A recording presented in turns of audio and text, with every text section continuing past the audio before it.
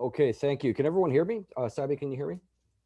Yep, I can hear you great. Yep. Perfect, thank you. Well, first of all, I want to thank Dr. D. I want to thank Sabi very much for reaching out to me. As he had said, I've known Sabi for many, many years, and I'm really grateful that we were able to keep up our friendship over the years, even though we were at one time in two separate coasts when he went back to Halifax. And I know that it was a real thrill for him to come to Western, and it's a real pleasure to speak to you today on your grand rounds. And so a real big thank you to Sabi for helping to set this up. And I really hope that this leads to a greater link between our two universities. That link's going to get stronger. In July, we actually have the honor and privilege of taking one of your excellent internal medicine residents, Dr. Jason Genscher. Big shout out to him, who's going to start as one of our cardiac fellows in July. So this is going to be the start, hopefully, of some really nice collaborations between the two universities. So when Sabi asked me to speak today, I thought long and hard about what to talk about. And what I thought would be interesting to talk about is something that is near and dear to me insofar that does involve ST elevation MI, but um, perhaps not the most glamorous aspect of ST Elevation MI in terms of the creation of a regional program upon which the framework rests to implement all the different things that we speak about in the guidelines. Would I say it's not particularly sort of sexy? It's something that people assume will always be in place, upon which we can then implement therapeutic and diagnostic plans, but without which you can't. And it's a bit messy to do. And what I thought I'd do with you today is to share some of the challenges that we had experienced and continue to experience when setting up our program. And hopefully you can avoid some of the minefields and trials and tribulations that we waded through in order to create our program. And I'd be very happy to answer any questions about the experiences that we had. And we certainly didn't get it all right, and we continue to stumble along the way. But I think that the efforts that we put to date were helpful at improving patient care in our health region. And it involved quite a lot of work from a lot of different stakeholders. And I think the relationships that we developed in creating this program actually in and of itself was worthwhile as well. In terms of speaking disclosures, I have a couple of speaking honoraria, none of which directly apply to the topic we're going to discuss today. Three key objectives that I'd like to cover over the next, I guess, 45 minutes or so. Number one, I want to be able to outline to you some of the processes of how we created our regional model of care and identify the the stakeholders that we felt were important, which I think is important for others to recognize if they want to create a similar model. We wanted to highlight to you today the importance of ongoing data collection and QI for our STEMI care model. And this has been an ongoing struggle for us. And I'd be interested to know whether or not folks online here have had similar struggles as we have. It still continues to be a work in progress. And finally, how to apply the principles in the 2019 STEMI guidelines in a regional model of care. So what I'd like to do over the next few minutes is to take you back on a journey that's at times a bit convoluted, but was interesting on every step of the way in terms of taking you back to how we started with our program. It was the start of something that came about because of a burning platform of sorts. Take you to sort of where we were in terms of what I call the dark ages and the state of STEMI care or lack of STEMI care in our coastal health region, and the process by which we developed the program, and some of the lessons that we learned in terms of hit and misses and ongoing opportunities and threats. So our program we define as a collaborative effort, and the collaborative effort is meant to increase the rate and the scope of coronary reperfusion. And our program was meant to develop and improve all aspects of STEMI care, both in the pre-hospital, hospital, and post-hospital setting. And it really was a collaborative effort of multiple stakeholders involving physicians in multiple different specialties, nursing leads, pharmacists, IT specialists, BC Ambulance, and Ministry of Health personnel. So it really was a true tour de force. So the background as to why this all started, and Sabi sort of alluded to this. This was sort of a project that was handed to me when I first came on staff by my then division head, Dr. Buller. This all came about as a result of a bit of a problem that was raised at the health authority level because of an initial CIHI report back in 2003 and 2004 that indicated that of all the places in Canada, Vancouver and the Greater Vancouver Health Authority had the highest rates of mortality in the province and amongst the highest in Canada. So the reason why that is was unclear, but here's an illustration of some of the issues we had. So these were two cases that we had for primary PCI on the same day in 2004 when I first started on staff. I broke down here the reperfusion time. So case number one that occurred early in the day had a first medical contact to balloon time of 37 minutes. The other had 140 minutes, same hospital, presumably same personnel, very, very different results. And so the concern from the regional health authorities was that news of this terrible, terrible performance we had in Vancouver Coastal was going to go and hit the Vancouver Sun and the Vancouver province. And of course, nothing motivates a health authority more than the threat of bad news. And so that sort of set the balls in motion for something to improve. And so this project was put on to my lap and the lap of my medical colleague, Dr. Ramanathan, who was my counterpart at St. Paul's Hospital, to improve the state of affairs for STEMI care in Vancouver Coastal, lest we end up on the wrong end of a front page story in the provincial newspapers. How this was rolled out to us was we were told we needed to fix this, and we were given a year's timeline. The model that was proposed that there was going to be two medical co-leads, a manager, as well as a STEMI data coordinator, and the health authority was going to pay for two salaries, but nothing more. They proposed that we work without data, and we insisted that we couldn't. So we actually created our own Microsoft Access database, which then eventually moved to an Oracle database. But the first was a homegrown database on a laptop. We also requested and were assured that we would have support for the ability to generate real-time feedback. But at that time, that ability did not exist. So this is the process by which we proposed after our initial meeting to create this, at the time, fairly novel approach to regionalization of care. And at the time, back in 2007, we were the first care model that would be regional across Vancouver Coastal. So you can see here the different data elements that we believe were important in our model. We wanted to, first of all, gather and interpret baseline data, find some way to get this data out to the regional hospitals in order to get buy-in that something was broken and needed fixing. And then finally, to identify the necessary stakeholders to implement any changes that we believed were necessary. So just to take you back, and this tragically wasn't that long ago, just 14, 15 years ago, but this was really the state of STEMI care in Vancouver Coastal, the second largest urban center in Canada. And those of you who are familiar with the guidelines will note this sort of breakdown of pre-hospital, hospital, and post-hospital setting. But let's take a look at some of the data elements involved with each three settings. None of them were good.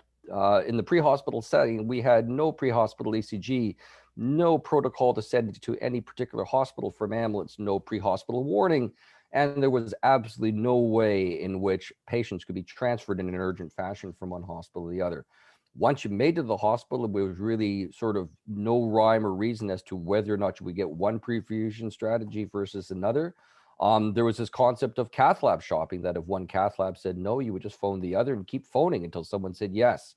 No programized algorithms to ensure that people were using the right medications. And then if you survived the hospitalization, and a lot of people didn't, according to Kai Hai, it was really a wild west as to how you got post-STEMI care. Really ad hoc use of medications, ad hoc referral to cardiac rehab, and we really were flying blind. So the principal problem was that we had absolutely no data on STEMI outcomes whatsoever. So first thing we had to do was create a stakeholder group and to try to understand where we would begin from. And, this is an interesting graphic that we thought was very important to show to our health region, to try to get them to understand that this problem of STEMI care was beyond just a medical problem. It involved multiple different stakeholders, each of which had a very important role to play to optimize the care of the patient journey from pre-hospital setting through to hospital discharge. You can take a look at all these different folks that needed to be sort of brought under a very large umbrella. And it took quite a lot of time to convince folks that such a large umbrella was needed. But in the end, I think that that people sort of recognized that, and we're very happy they did. The initial funding from this was a challenge for us. Although we were given the mission to improve STEMI care, we really weren't given a lot of money to do it. Cardiac Services BC, which was the umbrella organization that funds all of cardiac resources in the province, gave us $40,000. Dr. Ramanathan and I worked for free. We were able to pay for half of the salary for a program manager. And so therefore we had to go and get some external funding. And we managed to get some money from two companies, Roche and Medtronic. But the other thing we had to do is we had to apply for a grant. So the initial STEMI program was run entirely on soft money, based on an innovation grant that had only about 2 years left of funding. But we were successful at getting that, which kickstarted us. First thing we had to do was to create a retrospective review of the state of the land and the landscape of what STEMI care looked like. And this came in the form of a 100-patient STEMI audit. And you'll think that this is quite odd.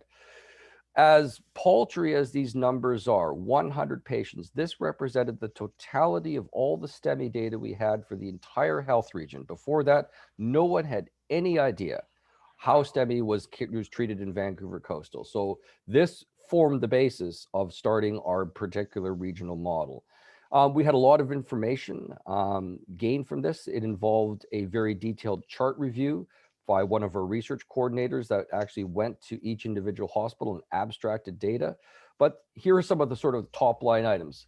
First of all, reperfusion times in Vancouver Coastal were lousy. None of our hospitals met a guideline mandated door-to-needle time. None of our hospitals met a guideline mandated door-to-balloon time. And it got even worse if we transferred someone from a non-PCI hospital.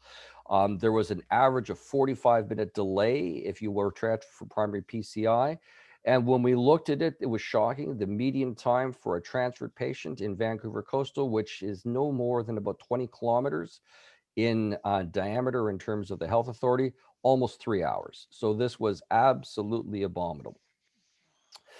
So armed with this information, we then tried to go and tell the various stakeholders that the system wasn't working and that we needed to go and fix it. The problem was that we came up to what I call organizational inertia. And this graphic here is taken from a business website, but I think that organizational inertia is not unique to medicine. I think different other kinds of organizations and different other sectors experiences as well. But if you could think about it, people, when they're used to doing something a certain way, they don't want to change, and they don't like to be told that they need to change, even though they do need to change. And any change is not viewed as something that's an improvement, it's viewed as a threat. So this is what we have proposed that we needed. We needed a standardized point of entry. We needed prompt and dedicated transfer. We needed early cath lab activation. We wanted standardized a priori decisions as to which reperfusion algorithm would be applied to each patient at each hospital. And we really needed a huge change up. But, the problem is that when we took this data to the various stakeholders in our hospitals, this is what we heard. We had problems with our credibility. We heard, we don't believe your data. We don't believe CIHI's data. We were faced with what we call anecdotal based medicine. The last patient I sent for PCI, I got a stent within an hour. We're all good. We were told time and time again, there is no money to support this. Why are you bothering? And here was the most tragic thing. We were told that if we were forcing people to abandon bad PCI and instead consider lysis, somehow we were bad doctors. A senior internist at one of our peripheral hospitals accused me of forcing second-rate medicine to their patients. And it was hard. I was a second-year staff being told by this very senior internist who I respected a lot that I was being, labeled as a killer by telling him he couldn't do PCI and expect that good outcomes would occur if the median time for transfer was 3 hours. So how do we deal with this? Well, it was challenging. It took more than a year of multiple meetings, multiple phone calls, multiple angry emails from people to us, but it took a lot of concerted efforts.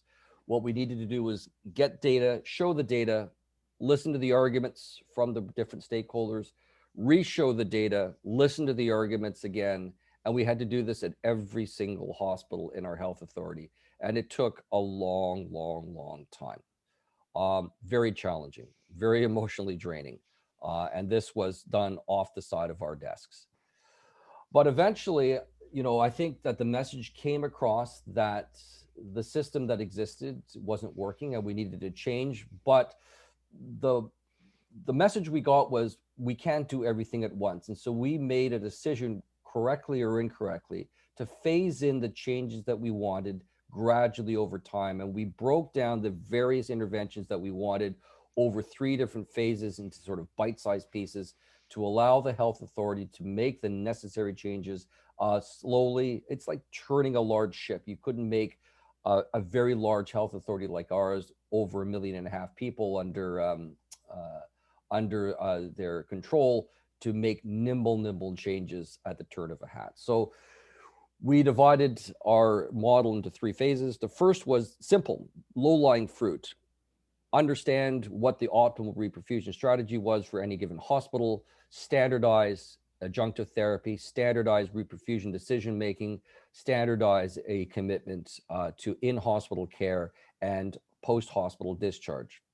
Phase 2 was then to try to optimize PCI at the PCI hospitals, but still keep a mixed reperfusion model and try to reduce reperfusion times by introducing pre-hospital ECGs and allow for in-hospital or in-field activation of the cath lab. Finally, and this was a promise to the non-PCI hospitals who were quite threatened that we were going to take their cath lab away from their PCI, their STEMI patients, we had to promise that once we optimize things at the PCI hospitals, we would make things right for them and to optimize transferring patients so that they can get their PCI back again. So how do we do phase 1? So the first thing we did was we had to, again, re-engage the stakeholders. And you can see here is a screenshot of the stakeholder engagement list for our regional P&T meeting in order to create regional PPOs. And we came up with a single point of entry where each individual hospital was designated to either a lytic or PCI capable center. And we were given a choice of which reperfusion strategy to use. And there were set criteria that you had to fulfill. Otherwise, you couldn't just sort of willy-nilly make a random decision in order to choose one versus the other. So the PCI capable hospitals obviously defaulted to PCI, but if you didn't have a cath lab, and a big change in our health region, you automatically defaulted to a lytic first strategy with an out if you had lytic contraindications, and that wasn't necessarily the case before. But to sort of soften the blow, we then introduced the concept of pharmacoinvasive PCI fairly early on for these patients. We then standardized our regional discharge prescriptions so that every single hospital used the same discharge prescriptions using evidence-based medicine. And this discharge prescription has been updated over the years to include different pharmacological agents. For example, choice of P2Y12 inhibitors, choice of oral anticoagulants as the evidence evolved. One of the things that we thought was important was that the prescription that was generated came in the form of a triplicate. One was sent to the patient to use as a prescription. The other two are actually kept on the chart for QI purposes, which was important for us to make sure that what we were doing actually was being implemented and it could result in a positive change moving forward.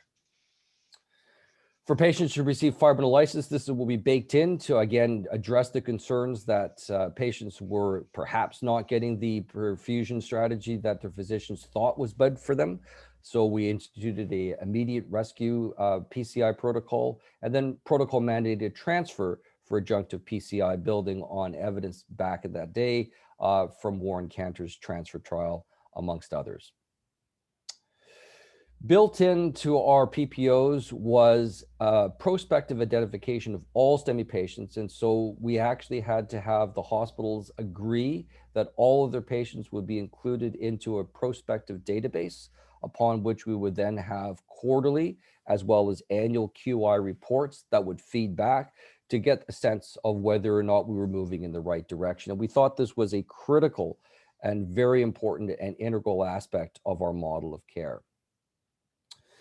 Integral to this was what we generated, creation of what we call the STEMI report card. So every time a cath lab was activated, we would generate a report card that broke down the first medical contact to device time into the various temporal components. And that temporal report card would then be faxed to the point of entry of the patient into the STEMI system, either the ED of the PCI hospital or the ED of the non-PCI hospital. Now, this took a lot of work because this report card had to be filled out by our cath lab techs. And of course, this was not in their job description. So we had to negotiate that in between speaking with the interventional cardiologist and doing the case and not maybe going home immediately after the case.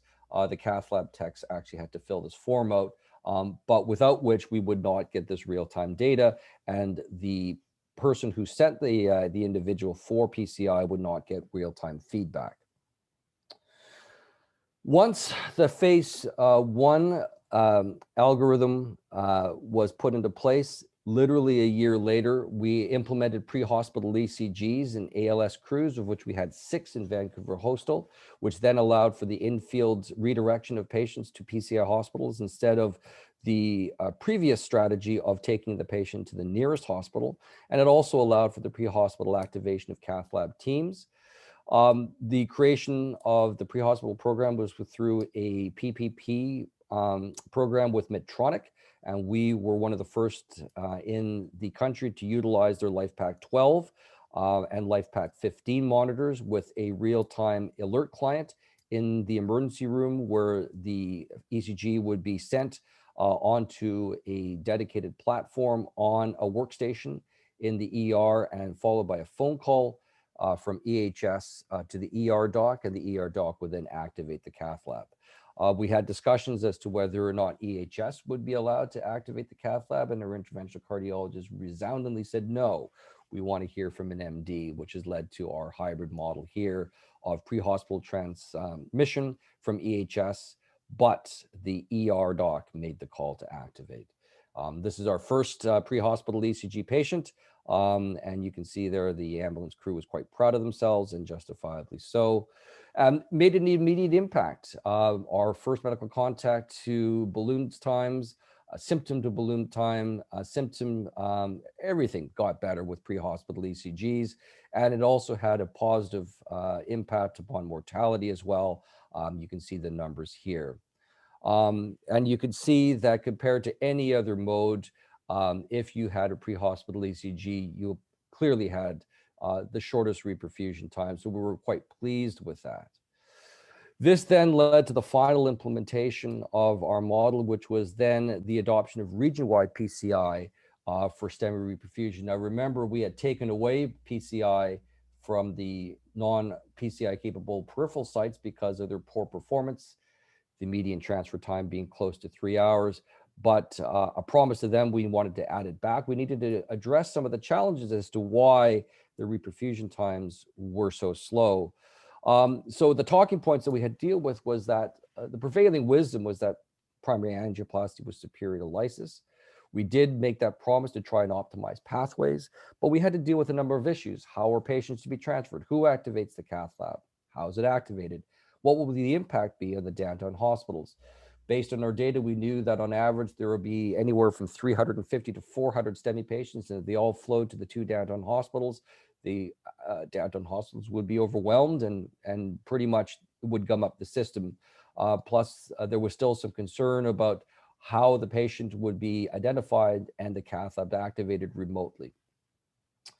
So again, this led to another round of negotiation, another round of meetings and engagement of stakeholders that eventually led to the interfacility transfer protocol for our health region, which was a collaboration between not only the health authority, but we also involved the provincial transfer network, as well as BC Ambulance Service and MedIT.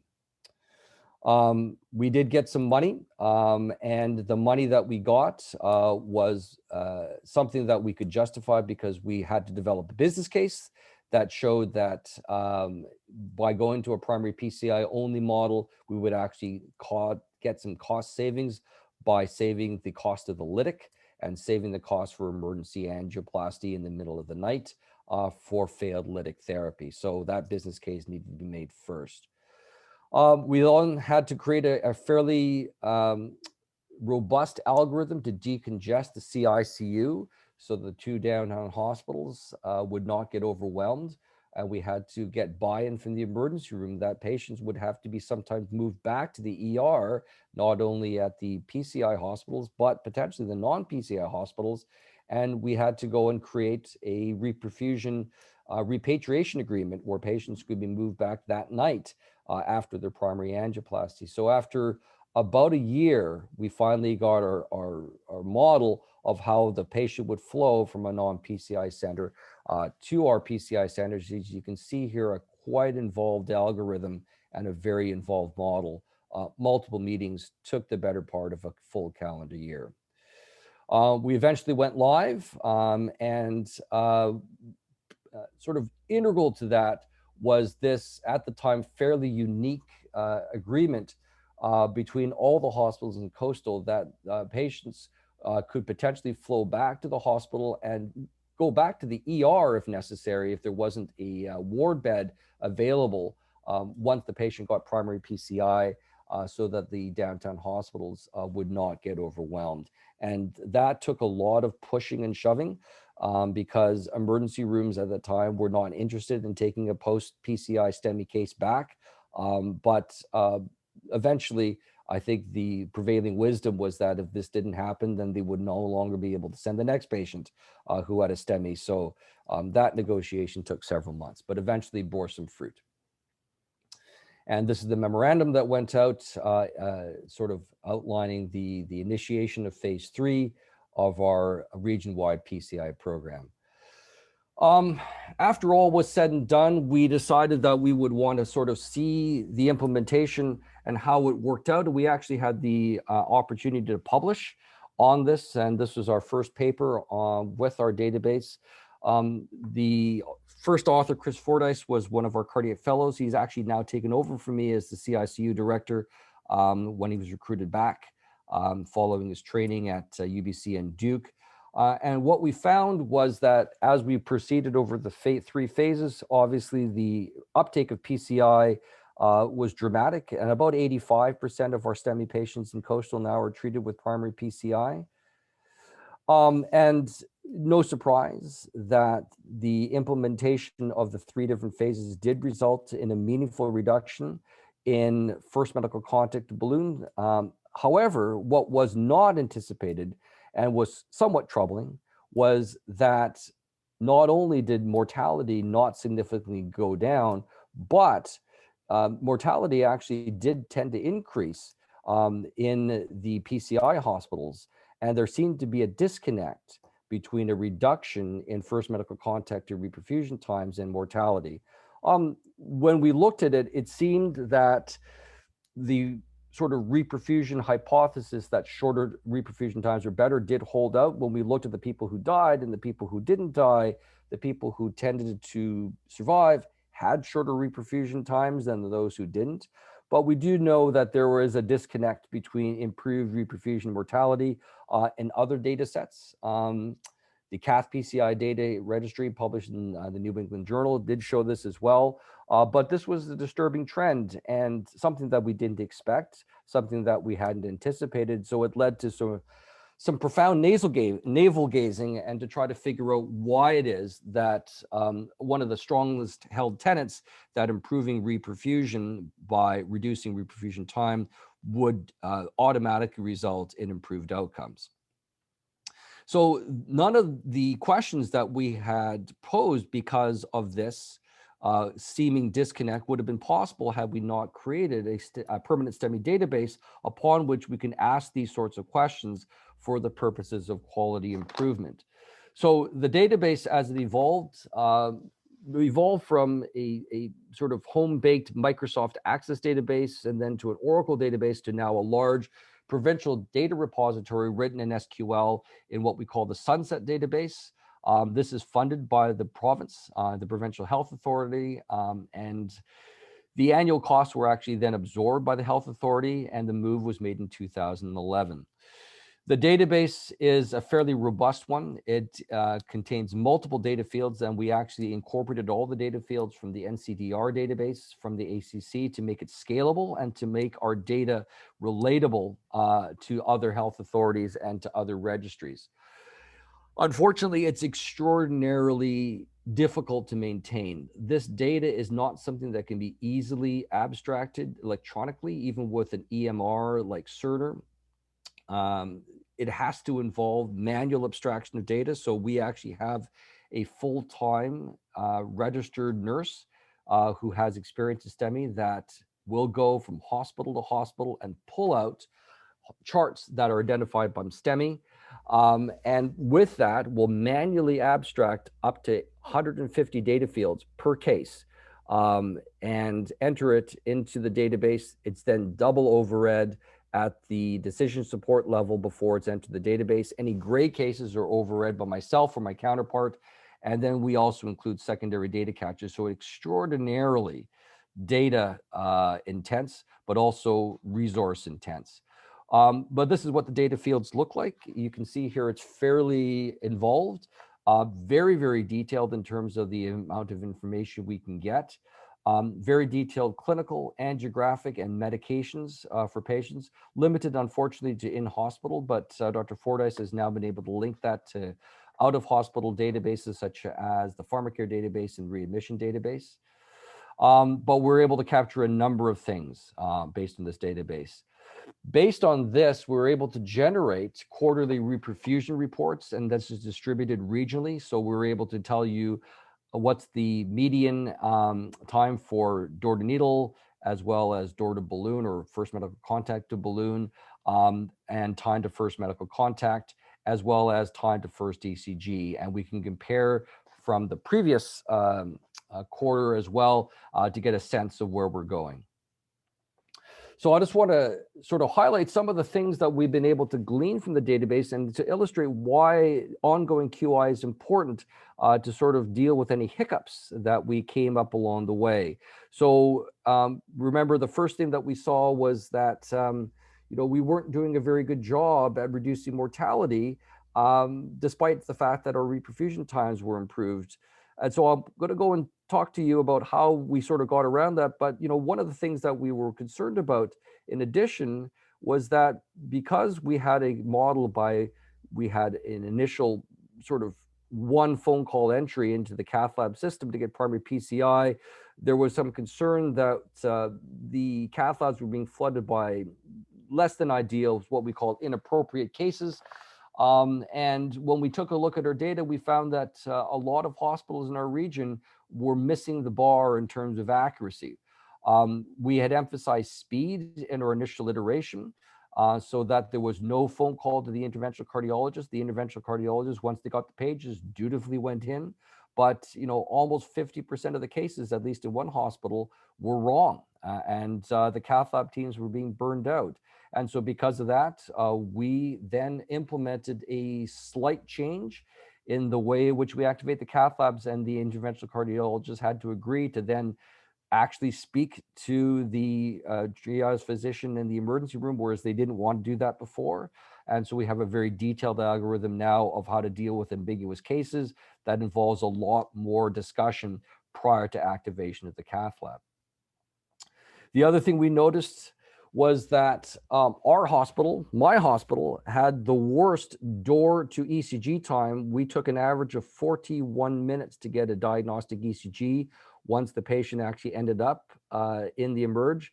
It took us about a year and a half for us to figure out what was going on. We put an ECG machine into the ER. We hired extra techs. We trained the nurses how to do ECGs. Nothing seemed to work until an enterprising ER nurse found, it was quite embarrassing actually, the reason why we had to have this very long ECG time was that Vancouver General Hospital is unique. You could not get any diagnostics done until you had a medical registration number or an MRN, which meant that you needed to be clerked in to the system before anyone could do any diagnostics. And if you came to the emergency room and it was busy, it might take 41 minutes for you actually to speak to the triage nurse for you to get entered in the computer. So based on that information, we created a system where anybody with any discomfort between nose and navel could get pre-registered and get an ECG before you actually met the triage nurse. And this was, again, a very novel approach in our very large hospital that would not have come out had that data not been available to us from our database. So getting back to the reasons why we thought that there was a disconnect between reperfusion times and mortality, I took a real deep dive and a real close look at the data. This is data that we advertised over 12 years that we're currently writing up. One of our fellows is submitting this for publication. This is data from 2007 to 2019 that looks at a number of different time metrics. So first of all, what you can see here is that in the PCI hospitals, in the middle bar there, mortality goes up as we went from phase 1 and 2 to phase 3, whereas mortality went down at the non-PCI hospitals. And that's curious because you would expect that if you got, quote, better reperfusion at a PCI hospital, you should get lower mortality. You saw the opposite. When we took a deeper dive, we found out why. We found out that about, a good number, 15% of patients didn't get any reperfusion therapy at all because of comorbidities. There was a conscious decision that if you came in with advanced cancer, DNRM3, you wouldn't be eligible for primary PCI or for fibrinolysis. And as we evolved over time, the mortality for those conservatively treated patients skyrocketed to almost 40%.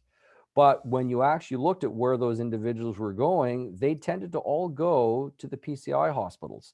So if you take a look over time, a numerically greater number of patients who were deemed ineligible for reperfusion therapy were shunted over to the primary PCI hospitals. And I think that accounted for at least some of the increase in mortality that we saw over time and may have blunted and negated any benefit we saw from the PCI end, which you can see here is quite a bit lower, although not as low as we would like it to be. However, that didn't explain everything. When you actually looked at the ability for our hospitals to achieve FMC related time, remember we talk about an average or a median reperfusion time of less than 90 minutes, but we want a certain percentage or proportion of those patients to be less than 90. And we were well below that mark. Only like less than 50% of our patients actually achieved an FMC to device time of less than 90 minutes. And that did not improve over time. And when you actually looked at the ability to achieve FMC device time less than 90 minutes and its impact on mortality, you can see a dramatic difference. If you had timely reperfusion, you had a mortality of less than 3%. If you didn't, your mortality was far higher, 8%.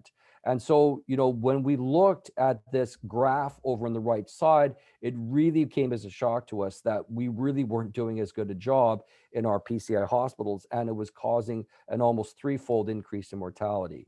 That led to a analysis that was just published this past year by one of our ex-fellows who's now an attending at one of our peripheral hospitals, Josh Wenner, and his work showed that when you looked at all of the patients who had delayed refusion, 70% of all of the delay was seen in the emergency room. So once the patient actually made it to the emergency room, it was a huge time suck. And the majority of all the delay was not in the cath lab, it was not in the HS, it was stuck in the ED. And based on that data, we have now developed a fairly robust ED bypass protocol in order to go and mitigate the possibility that you will be stuck in the ER and therefore have a very good chance of having delayed reperfusion.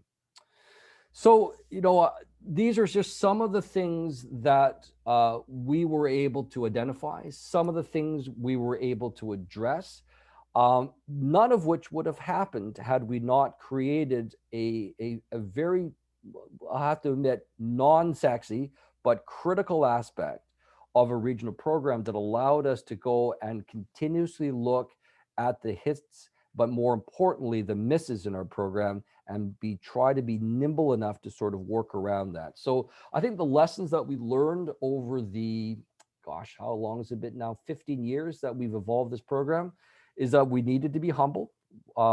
We thought it was very important to get your own data and to own it.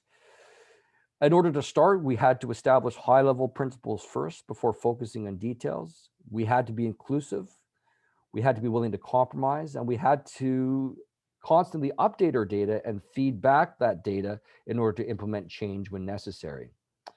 The misses that we recognized is that you need the best people to do your data. The first several years when we had our database, we had a person who was not medically trained to collect data, and the database was very, very, very messy. We needed to spend about 1.5 years to clean up our data. And so we needed to get someone who was trained and knew what they were doing in order to abstract that data.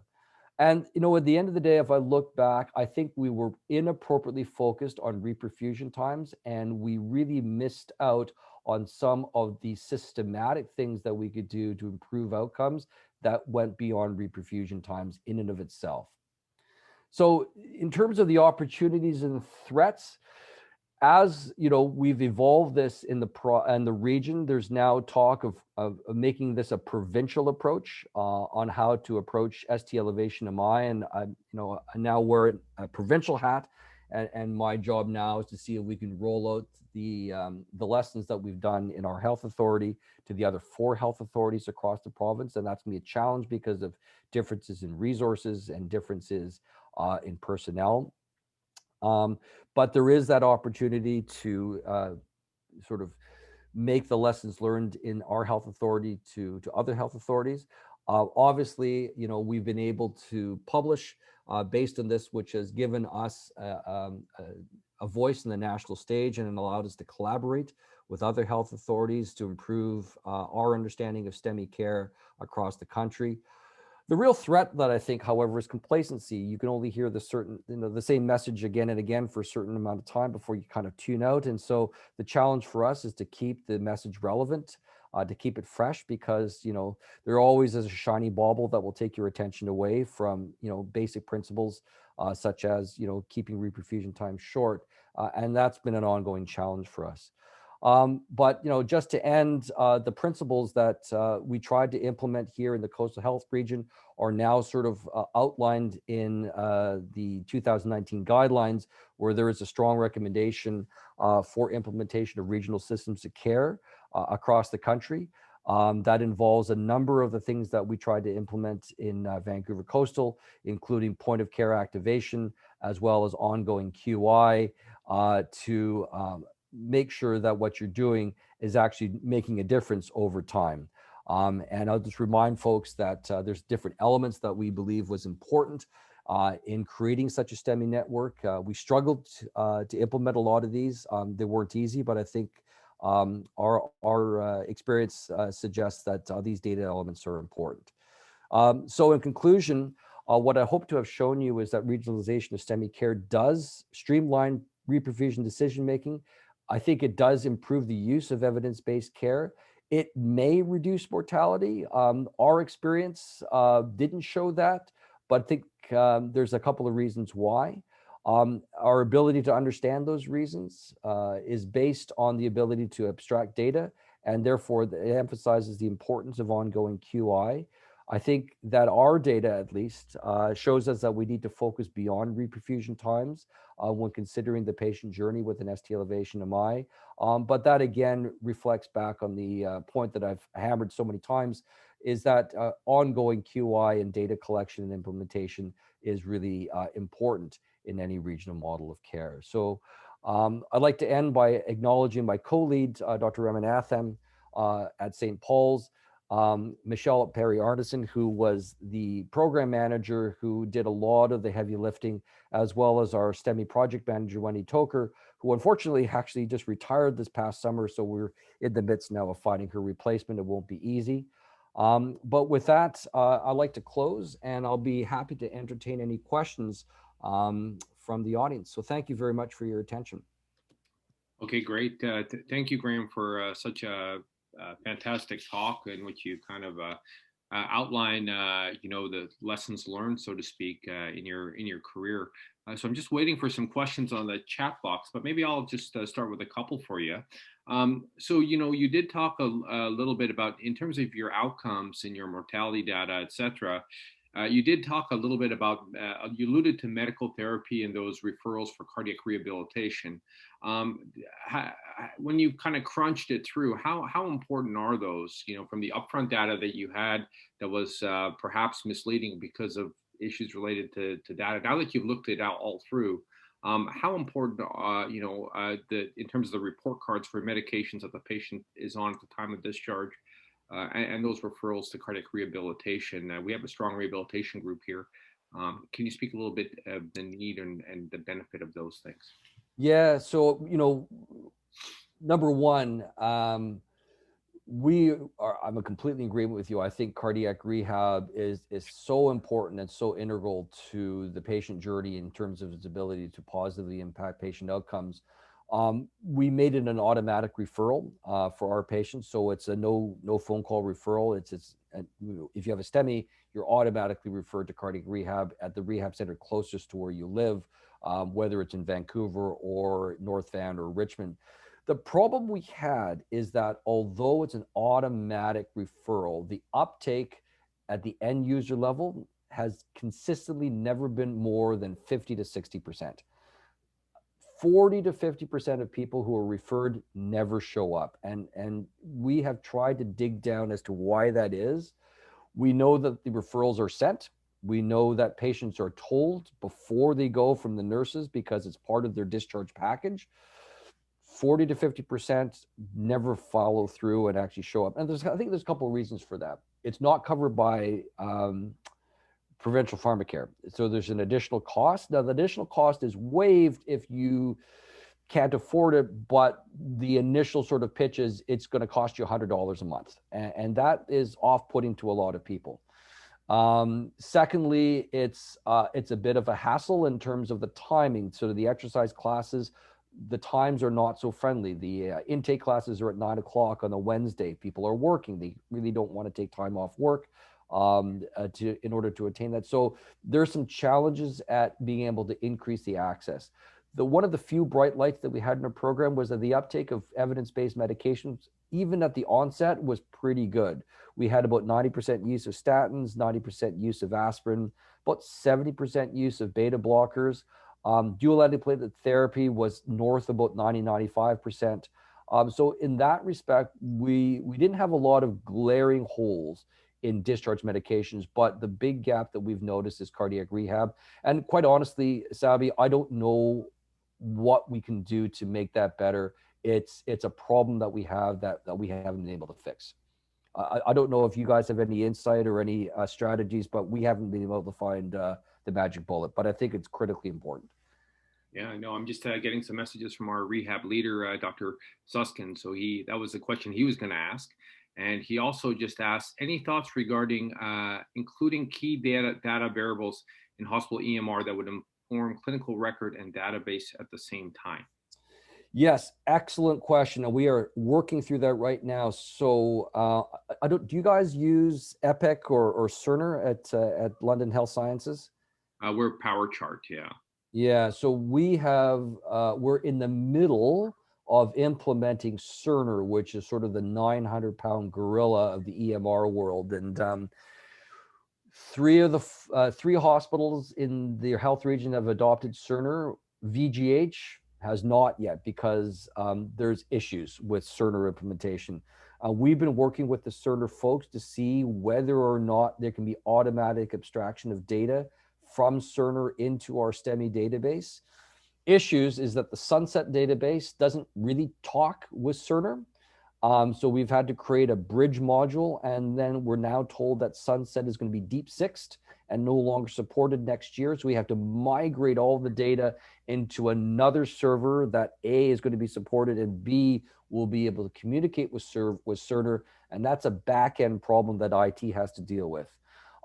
When we took a look and looked at all the variables in our database, however, there were about 20 to 25% of the data fields that could not be automatically sucked in that will still require manual abstraction. So it's going to be a challenge for us in an environment of constrained resources to be able to maintain the quality of data that we're used to, but may not be able to continue moving forward. So we're a little concerned about that, to be perfectly honest. Okay. So I have a question for you, Graham. So, Vancouver's a little bit unique in terms of its geography. You've got a big cath lab at VGH, at St. Paul's. You've got, New Westminster down the road. And then you've got, interior BC, and you've got Vancouver Island, so it's kind of concentrated. This is just my own sense, concentrated, yet somewhat spread out. Can you talk a little bit about geography, and especially as it pertains to outcomes and cardiogenic shock, time is muscle, and kind of ways that you've worked around geography for those patients that are sent by, and they're just a little peripheral to being in within the lower mainland. They're a little bit peripheral. There's some geographical issues in terms of getting there, and how cardiogenic shock has factored into mortality, what your observations have been. Yeah, it's a great question. And as you know, cardiogenic shock remains one of the most humbling things that we deal with. I mean, as well as I do that the numbers in terms of mortality for cardiogenic shock really haven't changed much over the last 50 years. And you're completely right. The geography of BC doesn't lend itself well to rapid transfer. All the cath labs in the lower mainland are concentrated sort of in the lower 50 kilometers to the US border, the only exception being Kelowna in the interior. We're also limited by the fact that after 7 o'clock, we're down to 2 fixed-wing aircraft in the entire province. And one of those fixed-wing aircraft goes offline around midnight. So, there's a challenge in terms of triaging because that fixed wing aircraft is also, the aircraft that has to deal with neurotrauma and obstetrical trauma and other sort of emergencies as well. To speak to the differences in geography, one of the things that we've been a bit late to the game in, but are starting, is the concept of pre-hospital lysis, which I know is championed. It was championed in Halifax. The big proponent, obviously, is Rob Welsh in Alberta, and they have a phenomenal program with some excellent results out of Vital Heart. For the longest time, the College of Ambulances in BC did not support pre-hospital administration of lysis in an EHS crew. There was important legislation that was just passed this past year by the ministry that changed that. So right now we're in the process of implementing pre-hospital lysis for the Malahat Highway in Vancouver Island when you're sort of in Nanaimo and north of the island, in the outer skirts of the interior where you're just outside the catchment area of Kelowna. You're out, in Summerland and Cranbrook. and also in the Northern Health Authority as well. So I think that third reperfusion arm is going to go a long way at dealing with some of them. The transport issues, however, with cardiogenic shock remain, and I think it's a resource and transportation issue as opposed to a cath lab issue. There is a lot of pressure to open up a cath lab in the north. There's a lot of pressure to open up a cath lab in Nanaimo, but these are challenging questions, obviously with a lot of resource implementations. And you have to sort of build a cardiac program around a cath lab versus the other way around.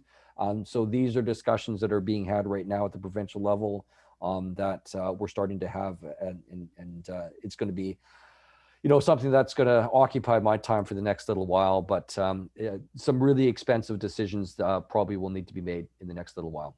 Great. Okay, so I never like to go overtime. We're right at 9 o'clock here, 6 a.m. for you, Graham, so you can go back to sleep. Graham, on behalf of the division, thank you so much for making the virtual visit out.